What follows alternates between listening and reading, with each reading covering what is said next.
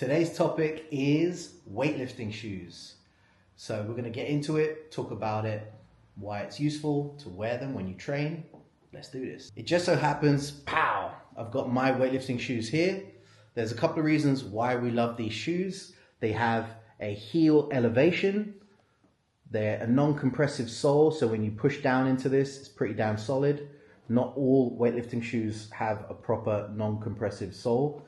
These, especially the Romaleos, they feel really flat and connected to the floor. Also, we have that medial strap that helps pull up the foot and create more support and stability. So for a lot of reasons, we love weightlifting shoes, even for deadlifts. Yes, we like weightlifting shoes for deadlifts. So there's a couple of reasons why we like weightlifting shoes. The biggest one is we include power cleans in the starting strength method. So if I make you deadlift on Monday in flats or slippers, Converse, wrestling shoes, fill in the blanks of whatever neutral, flat-based, vibro, finger, toe, shoe you want to put in.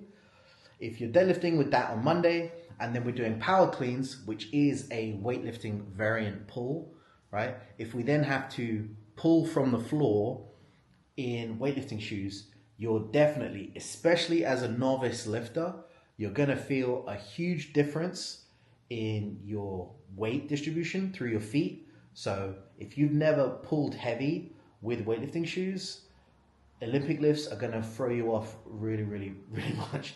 So you're better off just, again, to keep everything as the variables go as simple as possible. We're not trying to make you an elite level deadlifter or weightlifter. We just want you to be a good general strength lifter. And I think that's the biggest misconception and the confusion with what it is we're doing. Are you a powerlifter? How come you're weightlifting? It's like, no, we just like doing all these lifts because we find all of them useful. So for those reasons, we want to be in weightlifting shoes because we don't just deadlift, we power clean, we might even power snatch. We even do chin-ups. Not all power lifters do chin-ups. We do the overhead press, right? So for all those reasons, to me, the shoes are a staple for your deadlifting because we're not just training the deadlift. So the biggest pushback I hear about deadlifting in shoes is, oh no, we've got a heel elevation, so you're like this much away from your deadlift. The shoe is not just elevated at the back, it's also a little bit elevated at the front. So the net heel, somewhere in the middle, this portion of the shoe, that much, okay? So you're actually not that high off the floor and at a deficit to the pull. So that's the other big misconception with wearing shoes, is somehow your foot and your heel is so much further away from the floor, and it really isn't. And it's not the reason you're not deadlifting 500 kilos.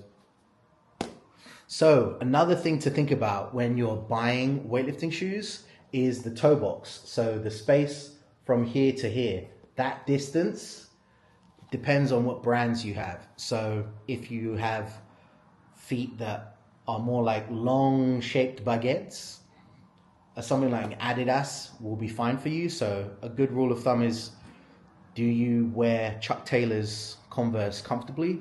Then you'll probably be fine in Adidas. If you have more wider Fred Flintstone kind of feet, something like Reebok and Nikes are going to be better. So that's all from this show. I'm Carl Ragavan. That was Beautiful Strength. And remember, the barbell never lies.